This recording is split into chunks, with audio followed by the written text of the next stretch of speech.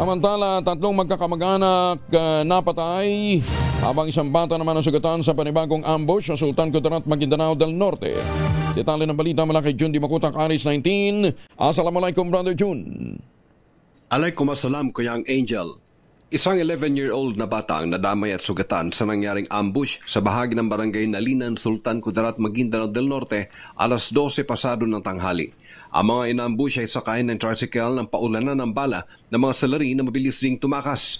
Habang tatlo naman sa target na nasabing ambush kasama ang isang bata ang napatay, napawang magkakamag-anak na kinilalang sina Aisa Kusain Payapat, 16 years old, Ibrahim Payapat, 45 years old, at Sinaida Ango Kusain, 32 years old. Ang mga biktima ay pawang residente ng Pikit, Cotabato Province. Habang kasamang nadala sa ospital ang batang sugatan na kinilala sa alias nitong Makmak. Magugunitang sinimulan nang ipatupad ang gun ban sa buong Barm Region kaugnay sa first parliamentary election sa susunod na buwan ng Oktubre ng taong kasalukuyan.